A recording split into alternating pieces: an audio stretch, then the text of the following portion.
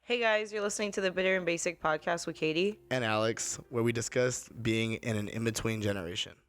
Welcome back to Bitter and Basic, the podcast, where we discuss navigating the waters of being part of an in-between generation. Today we're going to be covering a couple of hot topics involving social media and the impact of it on our lives. According to the Pew Research Center, there are substantial age-related differences in platform use. This is especially true of Instagram and Snapchat, which are used by 67% and 62% of 18 to 29-year-olds, respectively. Personally, how do you think social media has benefited you or caused you issues? Me, wow. Well, I think that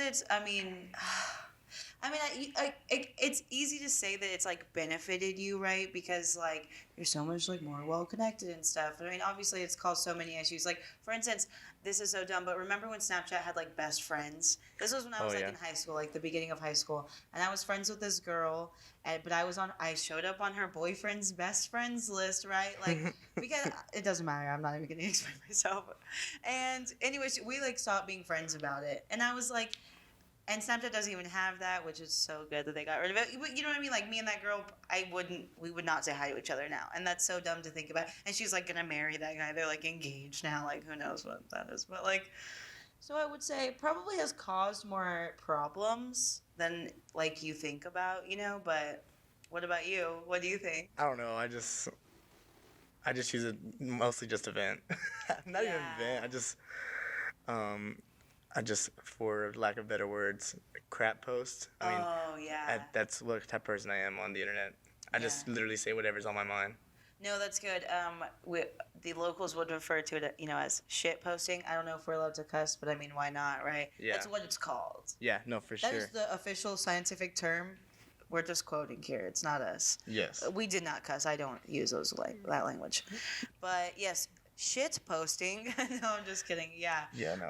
A lot of people, and what's crazy is I feel like people who shit post like get more followers and stuff and actually like kind of gain more traction on Twitter because they're more like authentic and stuff, especially somewhere like Twitter as opposed to like Instagram, because I feel like Instagram's almost the opposite where people like try so hard to pretend that they're like doing something so good, Yeah, no, I totally agree.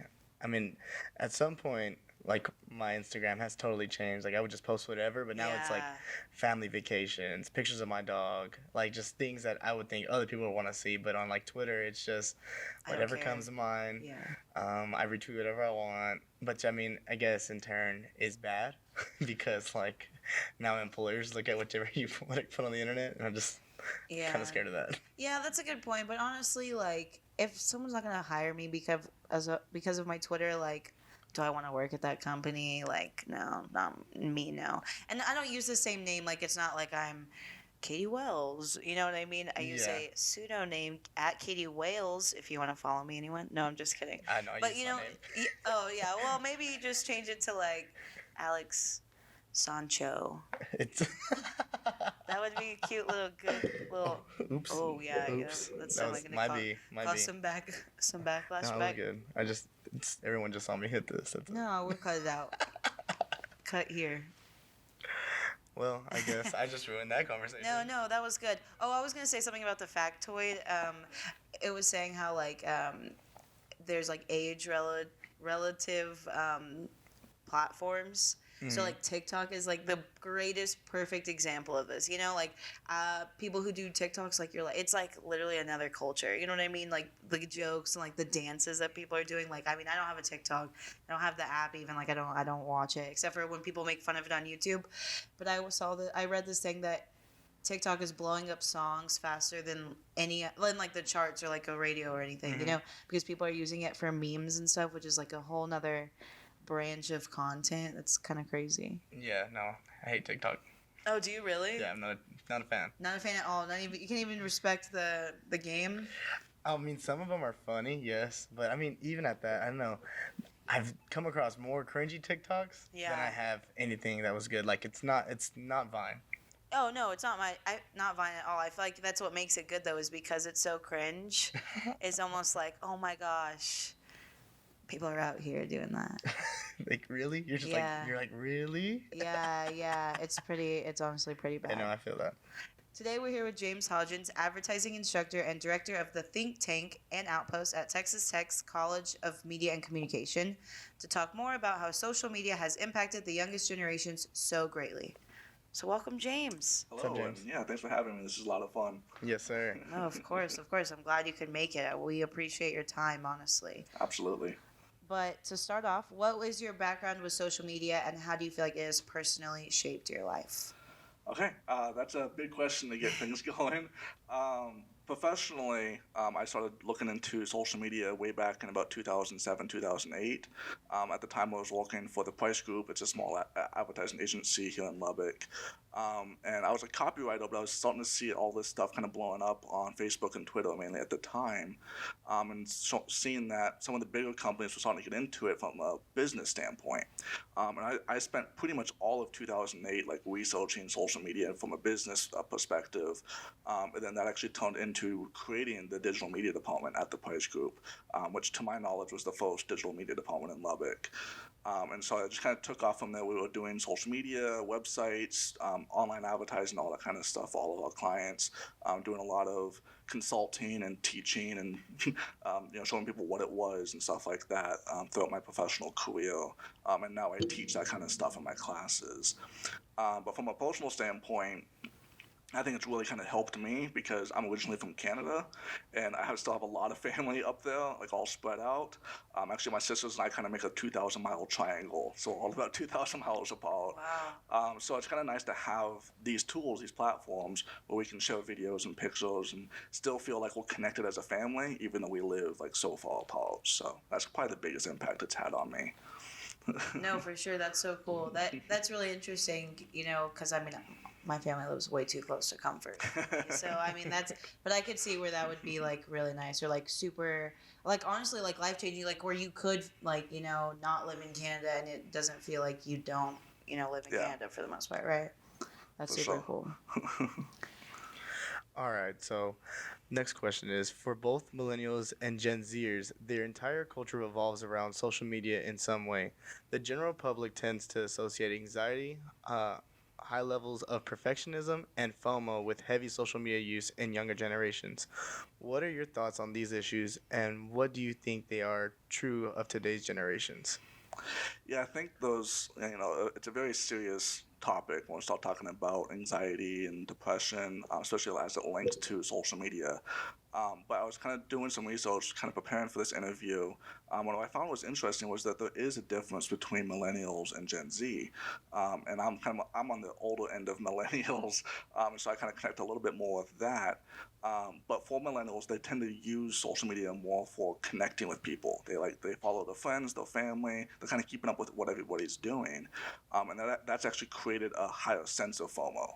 Because they're constantly checking to see what's going on, what their friends are doing, seeing what they'll like want to go to and what they're missing out on, and it creates this huge sense of anxiety and urgency. Where they're always looking for the next thing, always looking for what's going on, and they're terrified of missing out on what's going on. But what's starting to happen with Gen Z is that they're starting to focus less on those connections and starting to focus more on themselves. As far as like creating their own content, posting stuff about what they're doing, and not worried so much about what everybody else is doing. And so it's still early on. I mean, Gen Z is like just now kind of hitting adulthood, so there's not a lot of research out there as far as that goes. But they're starting to notice that at least the FOMO anxiety is starting to be reduced, and it's starting to kind of look like that's starting to kind of go down a little bit, at least with that generation. So. I agree, and also I was talking to my dad the other day about this, and I think he's right before or right after baby boomers. I guess Gen Y, It'd be Gen X. Gen X. Yeah, that's right. And he was, I was asking him, I was like, "Do you ever like have FOMO?" And he's like, "What's that?" At first, and then I had to explain to him, and he told me he's like, "You know what? Even at this age now, like I see like my friends doing stuff, and even though like we're all far away, it's like he's like I want to go travel and I want to go out and experience things even outside of just his town and everything because I mean he sees his friends and they go even just to like San Antonio or something like that. And he's like, man, I want to do that too. No, absolutely, and yeah, I've got friends. I've got one friend. He only posts to social media to make other people jealous. Like those are his own words. So anytime he travels, he's got to post pictures. I've got another friend who's like that guy who's constantly checking Snapchat stories to see where everybody else is, and he won't make plans with anybody because he's like, well, I don't know what's going on that night. So he's like, I might hang out with you, I might not, depending on what's going on. And so yeah, it's intense with how people are kind of keeping up with stuff like that. Yeah, man, it's awesome.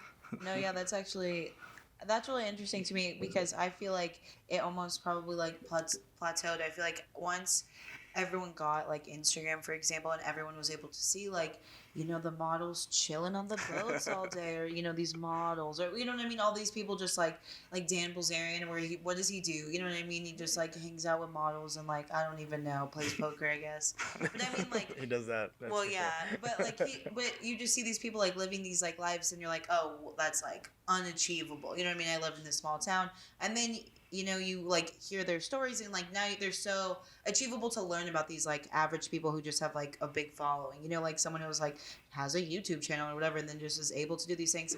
I feel like for a second, everyone was almost like intimidated by what everyone else was doing, and I feel like Gen Z is like just what you said, how they're kind of like taking it back into their own hands, and I feel like that was what was so good about Vine, was like everyone was just showing that they were having fun like in their rooms, like with their friends, and like it was just 6 seconds of you just like screaming to yourself playing different characters, you know, like Yeah. and I feel like Gen Z is kind of taking that back with TikTok or whatever weird way they want to do it. You know what I mean? It's like their way of doing like kind of our versions of things. So I mean that's like really interesting that the FOMO has gone down because I could kind of see it, you know? Yeah, and the access to creating content, like you said, is so low now. Yeah. Like with millennials, it was still kind of new, and even as easy as it was still intimidating. But Gen Z, like they've been doing this since they were kids, and so there's no intimidation factor. They're just gonna jump in and start making stuff. So Oh yeah, exactly. And now, and you see all these YouTubers just like vlogging on their phones or whatever, and so and I mean everyone has a phone. I mean at least an iPhone that's good enough quality or whatever. Yeah. I feel like everyone has the stuff to do what they want. You can post on any outlet you want to, even if you have even an iPod Touch now. I mean, I don't. Do they even make iPod Touches anymore? Because I know Yeah. whenever I had an iPod Touch, I was doing that. Yeah, of course. Yeah, you have like a secret social media that your parents don't let you have. Of course. Kick. Yeah, oh, that was not, wow. Those were like the I'm bringing naughty it back. kids had Kick. I'm bringing it back. That's hilarious. All right, so another important aspect of millennial and Gen Z social media culture is how modern relationships are formed, both romantic and platonic. For instance, regarding dating, millennials and Gen Zers tend to not commit themselves to a singular relationship and will be talking and going on dates with various people during a span of time. So, how has social media played a role in shaping this new normal? Okay, so before I answer this, full disclosure, I actually met my wife on Tinder. Oh, wow. Wow, that's So, awesome. well, I guess one of the success stories, depending on how you look at it. Yeah. But no, I think it's definitely changed how we view relationships. But again, it's changed it, but it hasn't, because it's always kind of been there. Like people have dated around and had, like gone there's different types of people and stuff, but we haven't had so much access to it, right? Like now we know who's seen who and when they're seeing them, because they're posting stories and everything else. So it's just there's so much information out there about people, and I think one of the biggest ways that's changed dating is now, like, even before you go on a date with somebody, like we were talking with employers, they can look you up. Right? They'll like Facebook stalk you and Instagram stalk you and stuff like that. Yeah. And they like know so much about you before you've actually even met in real life. And so it's kind of interesting that you look at it from the professional point of view, but also the personal point of view, like making friends or like finding dates or whatever it is, has kind of changed that. And as far as what we put out there, and meeting people that way kind of changes it a lot too. I agree, but then also, I think like relationships have be like and the question says like have become less like structural, or even at that they've become less serious. Like being in a relationship isn't as serious as it used to be, and I've seen it, I guess, personally, and then through my friends and like everywhere, that like if you, I mean, I guess for lack of like better like talking about this stuff, I guess Go ahead. that you'll see someone more attractive online, then you'll then regret like, oh, should I be with this person? I should try to get with this person. I think that's, I mean, it happens to everybody, I guess, at one point, but still, like, I think since it's you I guess, dang, hold up, pause. But like temptations. Yeah, I think the temptations are there. I think the temptations are more high risk now than they ever been. And I think I can definitely see that. Then again, that just because you have, access to more people through online, but and you go back, to the '70s, the age of free love, and everybody was hooking up with everybody else, and like you can't, you go back to the '50s where like you're seeing somebody or you're going steady. And that meant something different, right? Like you're committed to that person if you're going steady. And obviously, we don't use that kind of words anymore. But I think it's just we're more open about it now. It's not just like we're kind of going on a couple of dates. We don't want to tell anybody because it's not official yet. Now it's like, okay, yeah, I'm going on dates with her and her and her. Yeah. Like it doesn't really matter. Like we're so open about our personal lives. But yeah, I can definitely see that like that comparison as well, kind of taken over because you used to go to a ball and try to like pick up the hottest person in the ball, and now it's like, okay, I need to pick up the hottest person on Tinder and I need to pick up the hottest person on this app or whatever Yeah. it is. It's a whole new level. Just the time and place has changed. Yeah. Well, I guess on the opposite spectrum, regarding building friendships, some believe that friendships formed and sustained only on social media aren't real friendships, but to those who have those types of friendships, they are very real and meaningful relationships. What are your thoughts? Yeah, this is also kind of an interesting one. I feel like we've got more friends but fewer friends, if that makes sense. But I think again, kind of it's always been this way, but just with technology, it kind of makes it more open. But we kind of have kind of those two different friend circles, right? We kind of have the people we know, we get along with, and we'll like say talk to in the hallways or whatever it is. And then we have that kind of like inner circle, like the confidants, the people who are like we're really close to, and we kind of like open up to and talk about our inner lives a little bit.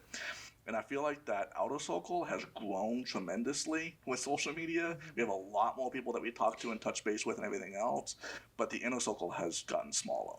Like the number of confidants and close friends that we have is fewer now than it ever has been. And so it's kind of like this weird dichotomy, like, in one way we have, like I said, more friends, but another way we have less. Yeah, no, I agree. I think I only have like 4 really, really good friends that I hang out with. I wouldn't say on the daily because I guess a few of us have graduated already, and me and my best friend are the last ones to graduate. But when we were all here, we'd all hang out, and we were all from the same hometown too.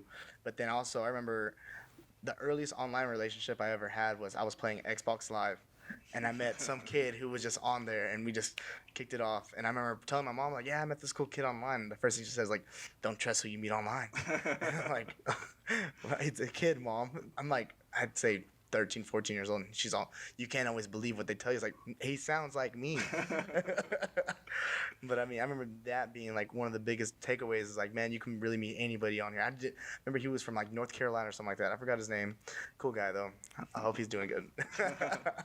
That's actually really interesting because I had this old boss in Lubbock.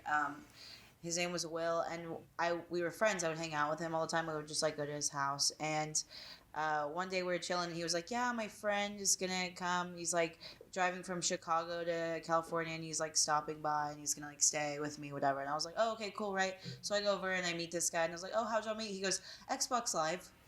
And I was like, no way. And he was like, yeah, we met in Xbox Live when I was like 15, and like apparently they were just all talking crap to each other, through Xbox, and then they all became friends. And his parents are actually like ended up moving to Chicago, so he went to Chicago, and they all like met in Chicago one time.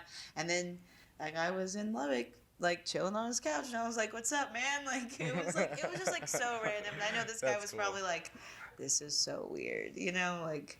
And I think that's something like some of the older generations don't quite get is that you can have one of those close friends that you've never seen before in real life, right? Like you can have someone that they're your best friend and like you never see them, maybe never even met them, but it's still possible, like through social media and technology, that they have those close friendships. And all I think a lot of older people see is social media is like those superfluous relationships, like, oh, those aren't real friends. Yeah, but some of them could be. All right. Next question is, at this point in history, do you think that Americans in general are addicted to social media in some form or fashion? I think, yeah, definitely there is an addiction factor to social media. But just like every other thing that you can be addicted to, it's going to affect others more, like some more than others. And so, like, not everybody who drinks is an alcoholic. Not everybody who's on social media is addicted to social media. I think there is a large percentage of people who are addicted.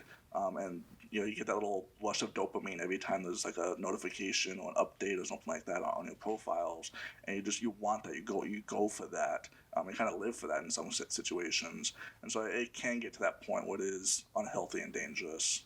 So. That's a good point. I mean, I agree. Yeah, no, I've fallen a victim to that like rush, I guess you can call it, because it feels really good sometimes. I heard it was. I guess I read it on something, but I think that it's the same like neurological reaction that like gambling gives you. Like this, that's like why gambling is addictive. I like gambling too. I can You have see an addictive that. personality. Yeah, I really do. I think I do. Yeah. No, I feel that. I feel like it's way easier to get addicted to things than you realize. Because I feel like I look around and I'm like, oh man, I have an unhealthy obsession with these things. Yeah. So short story on gambling. Yeah, please go ahead. I don't I gamble when I gamble. It's not all the time, but I don't gamble at all when I'm in Lubbock. But I went home, and that Tuesday I got home. My dad pulls out the chips, and he's like, "Come on, me and your mom, $10 each. Come on, let's get it." And I was like, "Okay." Me and my dad played till 2 a.m. We started at 8 because neither of us wanted to go all in on one hand. We just wanted to keep on playing. I was like, okay. And so next day we ended up having to fry like 30 turkeys. Okay, I was exaggerating. It was like 15, but still, it's a lot. Damn. It's a lot of turkeys. Yeah, my dad. Another side story. My dad fries turkeys for all of his workers and stuff like that for Thanksgiving and stuff. But boom. After that, he was all, tomorrow it's on at Thea's house. And I was like, okay. We get to my Thea's house, we eat. First thing, like, we didn't even watch the game at all. He goes, Flo, where's your chips at? He calls you Flo? No, that's my. Oh, that's your aunt. Yeah, that's my Thea's I was name, like, yeah. oh, cute. That's a cute name. Everyone always thinks, like, from Progressive, like, no, like my Thea. Yeah. Anyway, so yeah, we played then, and then we played Friday night, and I was like, Dad, I can't hang out with you no more. I'm already broke. I was like, and most of the money, you give it to me for my allowance, so you just got your money back again. How am I going to eat? He's all, just wait till Monday. Damn. So yeah, gambling is very addicting, and it's fun, but very, very addicting. Going back to the point that, yeah, I think social media does have like that little rush of like dopamine that just really gets you going. Well, it's interesting that they're even like trying to fight that a little bit. Like Instagram's been playing around with removing the like counts. So it doesn't even show you how many people liked it. So like you can still see how many people liked your photo, but nobody else can see like how many. And so they're trying to like curb that a little bit. Like well, people just like chasing likes all the time. To kind of get that hit, right? To show like, oh, I got 100 likes, or I got 500 likes, or whatever like they're up to. They're trying to like pull back on that a little bit. I think that's really interesting, the likes thing, because I don't think it's going to work. I don't think so either. I think you can still tell how popular people are by just who follow them. Yeah, or how many followers they have. Like if now I feel like I'm just going to the person's profile more and being like, oh, well, how many followers does this person have, right? Which I feel like says more about than like how many likes you get, because you're not getting 2 million likes on every photo, Yeah. Which I think in turn has like something to do with like people's weird infatuation with follower ratios. Oh yeah. That's crazy. I think that's even more crazy. That is crazy. I agree.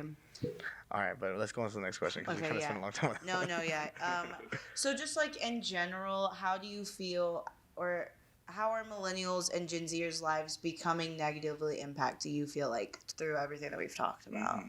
I think kind of like basically kind of summing up what we've been talking about. Like you've got like the addiction, you've got the anxiety, you've got kind of all these issues that are becoming pretty serious issues now. And pretty negative side effects of using social media. But again, I think it kind of comes down to how they use it. So you're talking about like looking at follow accounts and stuff like that. I think like the comparison is one of the most toxic ways to use social media, right? Like you're comparing yourself to others. Like what trips are they taking? What are they wearing? What are they buying? How many followers do they have? How many likes do they have? Constantly comparing yourself to someone better. And no matter how good you get or which you get or how many followers you have or whatever it is, there's always going to be someone out there bigger and better than you. And so it never feels like enough. And so when you start using social media that way, where it's all about comparison and less about just, who I am, I think it can get really negative. Do you feel like it's kind of like headed towards a negative path? Do you know what I mean? Like if something doesn't change? Honestly, like I'm one of those that I'm more of an optimist, and I look at Gen Z as kind of turning this trend around.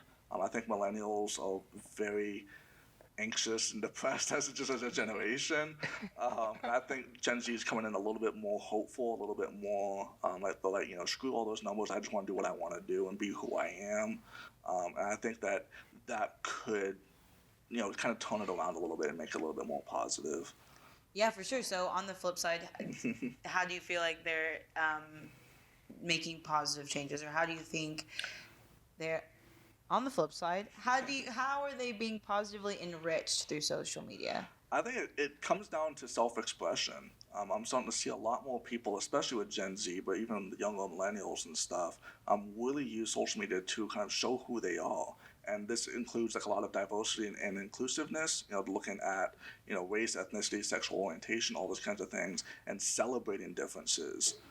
As opposed to like trying to like hide them or protect them a little bit, and so you're starting to see kind of a lot of that, and it's really kind of showing how they can express who they are and celebrate who they are through social media. I think that can be really positive and really healthy.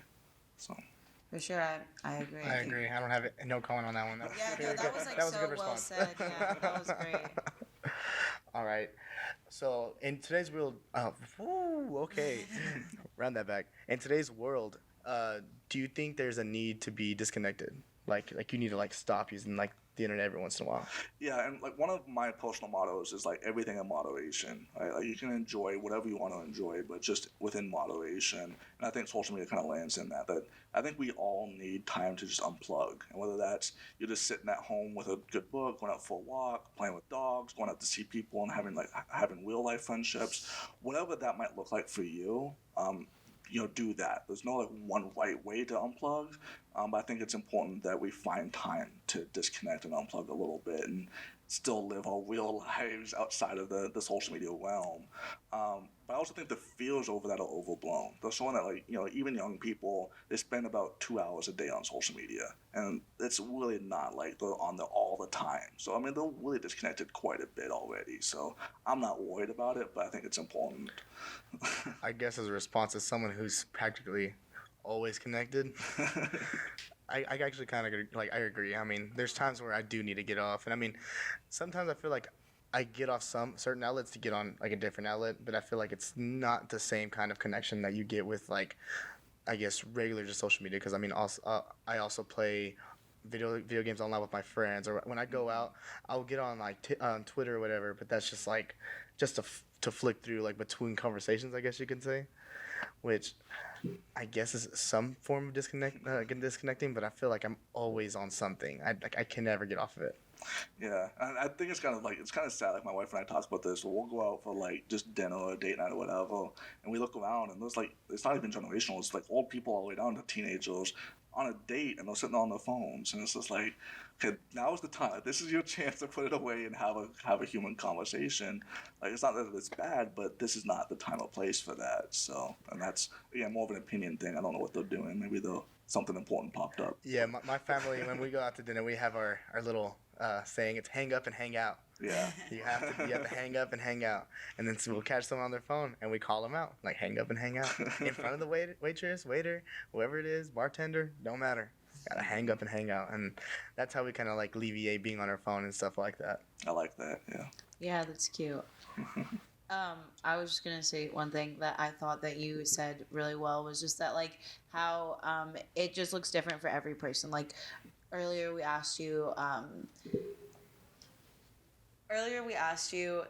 something about social media, and you said that it's not about like the social media, it's about like I think more just media and how you are using it, you know what I mean, and like just being more aware of like the effects of on you, and like you just kind of like being like more like self-responsible and stuff. And I think that I don't know, I just thought that was a good point that you said. I liked that. Well, thank you. Yeah, no, of course. No, thank you, honestly. You really don't understand how much we appreciate you being on our podcast and doing this, because I know you're not any crazy expert and you haven't studied all of these things, but just like your specific perspective, I think is just an interesting one, and we appreciate it. No, yeah, it's been a lot of fun, and I love talking about this stuff and getting new perspectives on it as well from you guys. So I really enjoyed it. Well, thank you. We really appreciate you being on here. No, of course, yes. Thank you for collaborating with us. Absolutely. Check out the think tank. Check them out. All right, let's wrap it up real quick. Yeah, go ahead. All right. All right, what are your thoughts on social media? My thoughts on social media. Man, I don't know, because I go through phases where like especially now I'm so like I'm not a contrarian, but like yeah. You're not a contrarian. But I'm not contrarian because I'm not gonna commit to that. But anyways, I would say that like I think it's more powerful nowadays to be quiet. You know what I mean? And like and maybe that's just me being like an observer and like not posting things, but I just feel like it is more not like powerful whenever you post, but I just feel like people like oversaturation is such a thing. I think that just being like more careful about stuff like that and more particular about how you are presenting yourself and like because you are more control of your image now than like you ever have been. So I feel like it's kind of obvious like when people don't take it into consideration. Like people like you see how people perfectly position themselves to be in situations like Instagram models and things where they've really taken advantage of this platform that everyone has, So it's just interesting to kind of see what other people do because I feel like I don't care. You know what I mean? Like it doesn't. But but it's interesting because some people really do care. So it's like having to like find where you fit, kind of like in the spectrum of like everybody else is like hard for me, I guess. See, I guess I kind of conditioned myself to like always use social media, and I guess at a young age, it didn't seem it was like that big of a deal. Now it's kind of a big deal because, I mean. When I have work to do and I have stuff like that, I'm off my phone or whatever. But the moment I kind of do feel like my phone rings or whatever, I'll look just to see what it is, and I'm like, oh, it's nothing. There's literally nothing there. It's like what do they call it, phantom ring or whatever. Yes. And I hate that. Since I was on it so young, and I kind of just sponged in everything that was on there and what I could do and what's capable of social media in general. I'm like, man, I kind of just want to be on here and just do whatever. Like I can say whatever I want. I kind of took the First Amendment, like, and rode with it. Yeah, and there's no, like, immediate repercussions. You know what I mean? Like, there's not really any consequences. Unless, like, some girl getting mad at you for being on her boyfriend's Snapchat best friends, and, like, you're not friends with that girl, but who cares about that, right? Yeah, I mean, I guess in my own hometown, this kid, he wrote some vulgar things, and he got, he kind of got canceled by this specific group of people, and they called his work and got him fired. And I'm like really? Yeah. Like, but all on social media, so it wasn't this is all on social media. Just because of something that he posted or whatever? He commented on something that group posted, and then that whole group came after him. Wow. Yeah, so I mean, like... Mob mentality, literally. It was crazy, and this kid's only 19, 20 years old, maybe? I thought you were going to say 12. Oh, that would have been hilarious. I'm so sorry. If he has a job at 12 years old, I commend him. Hey, I mean, selling newspapers out. Mowing lawns. Is he grinding or is he not, No, but I think it was kind of insane, like how even at that point, people can just go after you on social media. And so, like, it's made me, like, go through, like, my old tweets and see what I've said before and, like, before anybody, because that's what they did. They resurfaced, like, a lot of his old tweets, too. Yeah, that's so bad. And even though, like, he was younger when he said those things, like, it still has a repercussion. And I was like, man, let me go through and check. And not that I was out there wilding, but I had some choice words back in the day. And I was like... you're, like, not censoring yourself. Yeah, and it doesn't reflect on the person who I am now. And so I'd rather just get rid of that. And I think at that point, I looked at social media as like, man, it could either be very, very, very positive or very detrimental.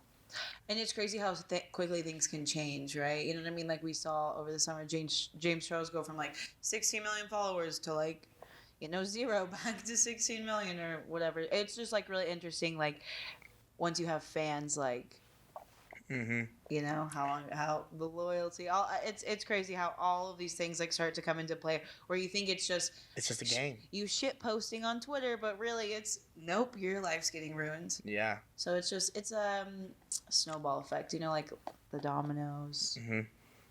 Lots of metaphors here. Well, kids, watch you post on Twitter, watch you post on Instagram, watch what you post anywhere, even LinkedIn. Watch out. And check out the think tank. This was Bitter and Basic. With Alex. Yeah, and that's the title. Bitter and Basic with Katie. And Alex. And we didn't even say our names at the front of this, But it's all good. but we're saying them now. Now. So. That was Yeah. kind of cool. Yeah, that was good. All right, awesome. Cool. We did. What's up, guys? Thank you for listening. This is Alex. And Katie? Follow us on Instagram at Bitter and Basic Podcast and on our YouTube channel. Subscribe, like, comment, engage. Thank you.